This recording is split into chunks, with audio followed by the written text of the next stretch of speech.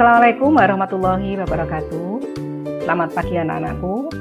Pada pertemuan pagi ini kita akan mengikuti pembelajaran daring tentang materi bahasa Indonesia. Terlebih dahulu, Ibu mengingatkan kita tetap harus mengikuti protokol kesehatan yang ada. Jangan lupa jaga kesehatan, kebersihan, jaga jarak, sehingga kita nanti bisa terhindar dari penyakit dan kita bisa terjaga semua. Mudah-mudahan Allah memberi kesehatan pada kita semua. Pada pertemuan hari ini kita akan melanjutkan materi bahasa Indonesia, yaitu menilai karya sastra melalui kritik dan esai. Untuk lebih jelasnya, lebih lengkapnya, biar kalian nanti sebelum melakukan kegiatan mengonstruksi kritik dan esai terlebih dahulu, nanti kalian harus mempelajari, memahami dulu tentang ruang lingkup dari kritik dan esai. Untuk lebih jelasnya, mari kita perhatikan penjelasan sebagai berikut.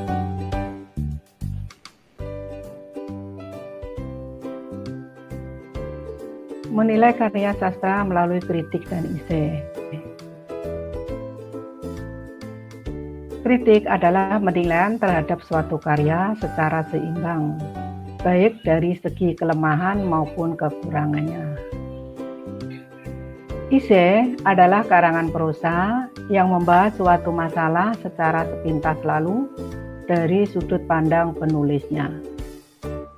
Kritik dan esai adalah dua jenis tulisan yang hampir sama. Keduanya sama-sama mengungkapkan pendapat dan argumen. Namun, penulis kritik dan esai haruslah melakukan analisis dan penilaian secara objektif terlebih dahulu agar dapat dipercaya. Kedua jenis teks ini sangat menarik untuk dipelajari karena dapat memberi wawasan sekaligus berpikir kritis dalam menilai karya orang lain. Adapun karya yang dikritik itu biasanya berupa karya seni, baik karya sastra, musik, lukis, buku maupun film. Kritik fokusnya menilai karya, sedangkan esai lebih mengarah pada cara pandang seseorang terhadap karya. Pemahaman tentang kritik dan esai itu biasanya seringkali rancu karena keduanya merupakan teks yang harus didasarkan pada suatu objek yang dinilai atau untuk dinilai. Perbedaan kritik dan esai dalam pemahaman terhadap kritik dan esai itu seringkali rancu karena keduanya merupakan teks yang didasarkan pada suatu objek untuk dinilai. Oleh karena itu, untuk mengetahui perbedaan kritik dan esai akan membantu menjernihkan keburaman tersebut. Berikut adalah perbedaan kritik dan esai menurut tim Kemendikbud tahun 2017 pada buku halaman 192. Berdasarkan pengetahuan yang disajikan dan pandangan penulisnya, kritik itu merupakan objek kajiannya adalah berupa karya, misalnya puisi, seni musik, drama, tari, film, lukisan. Adapun di esai, itu objek kajiannya dapat berupa karya, namun kebanyakan berupa fenomena. Ini bisa berupa politik, kebijakan baru, fenomena sosial, dan lain sebagainya. Kritik terdapat deskripsi karya.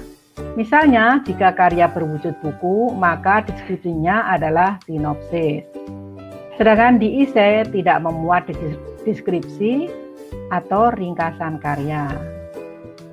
Di dalam kritik itu menyajikan data objektif yang didapatkan dari hasil penelitian atau penulis ahli terdahulu.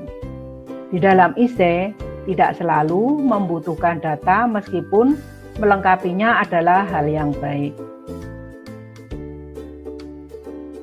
Sedangkan berdasarkan pandangan penulis, kritik itu merupakan penilaian terhadap karya dilakukan secara objektif, disertai data empiris dan alasan yang logis.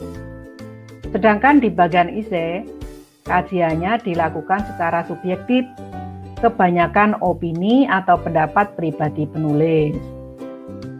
Di dalam kritik, dalam melakukan penilaian seringkali menggunakan metode kajian teori yang sudah mapan untuk menilai jenis karya tertentu. Sedangkan di dalam esai itu jarang, bahkan hampir mencantumkan kajian teori yang digunakan.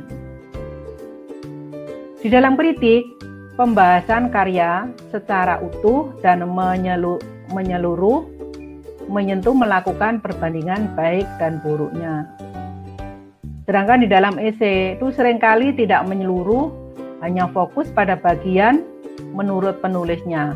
Paling menarik, meskipun begitu pembahasannya tetap dilakukan secara utuh. Adapun sistematika dalam kritik dan esai, yaitu pada akhirnya opini atau pendapat seseorang terhadap suatu hal lain adalah bentuk genre teks eksposisi. Oleh karena itu, ketika mengidentifikasi unsur kritik dan esai, maka akan ditemukan struktur dan sistematika penulisan teks eksposisi pula. Berikut adalah sistematika kritik dan esai yang masih berlandaskan struktur teks eksposisi. Yang pertama adalah tesis. Tesis adalah pendapat atau opini umum yang biasanya berupa pengenalan definisi umum isu pada esai.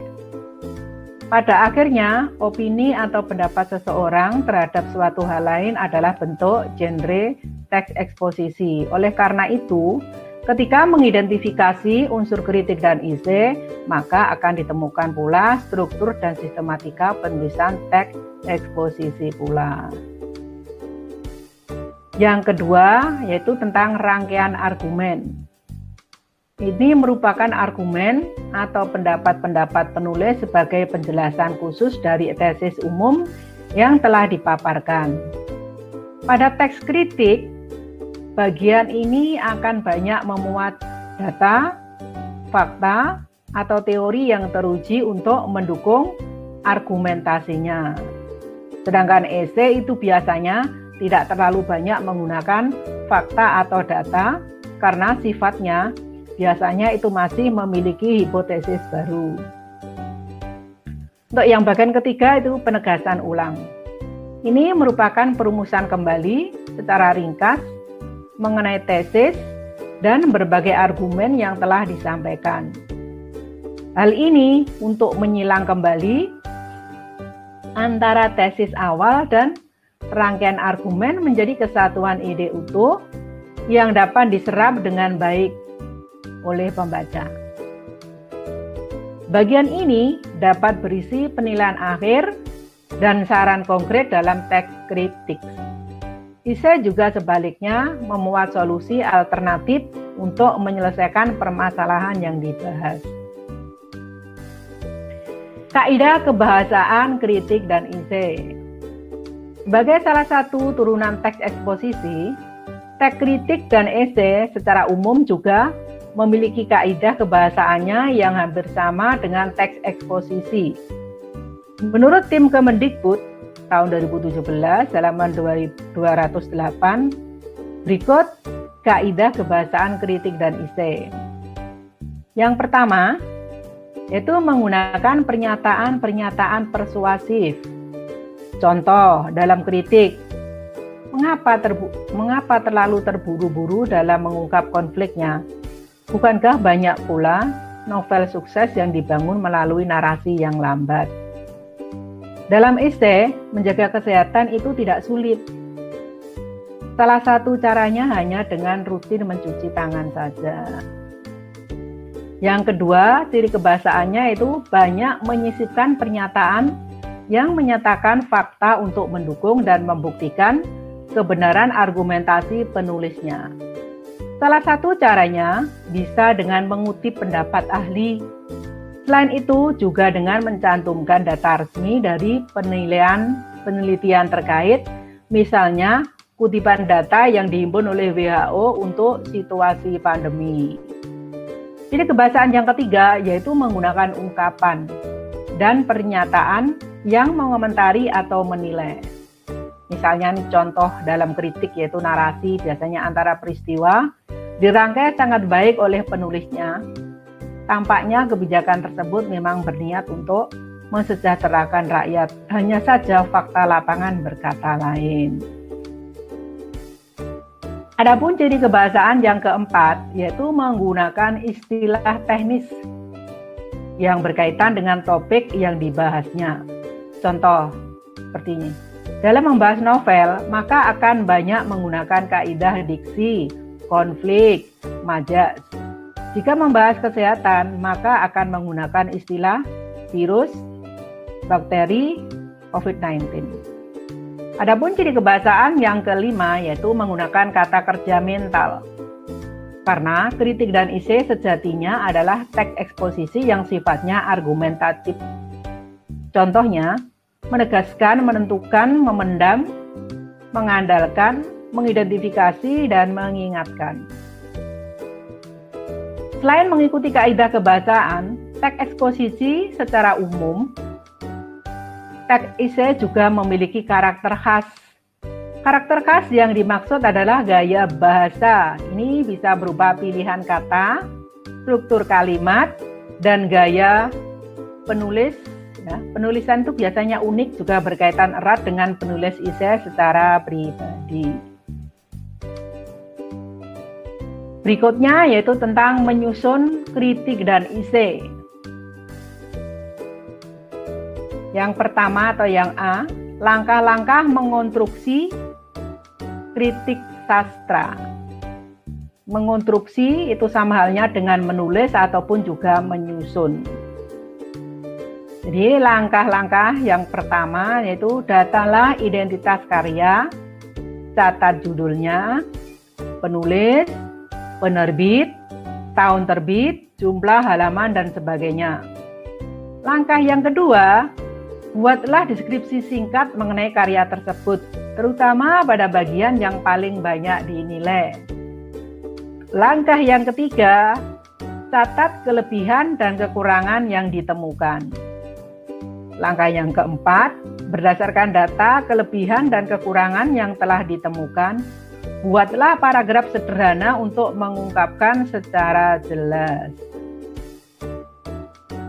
Yang kelima, langkah kelima, buatlah semua unsur struktur kritik, yaitu tesis, rangkaian argumentasi dengan paragraf lain yang menyokong atau menguatkannya, termasuk kutipan ahli, atau data dari penelitian dan lembaga yang relevan. Dalam proses ini, setidaknya buatlah satu kalimat untuk mengisi unsur tesis dan penegasan ulang. Langkah yang keenam, lengkapi semua struktur kritik yang dibutuhkan termasuk tesis. Adapun langkah yang ketujuh yaitu lakukanlah proses edit untuk memperbaiki berbagai kesalahan penulisan, tata bahasa, dan ganti berbagai kata dan kalimat yang kurang sesuai dengan kaidah penulisan teks kritik. Mengonstruksi esai. Berikut adalah langkah-langkah mengonstruksi esai. Langkah yang pertama, amati fenomena yang terjadi di lingkungan tempat tinggalmu, koran, internet, majalah, atau televisi mengenai masalah yang sedang dibicarakan. Langkah yang kedua, tentukanlah satu bagian saja dari fenomena tersebut yang paling menarik. Langkah yang ketiga, buatlah pandangan pribadimu mengenai topik yang telah ditelaah tersebut.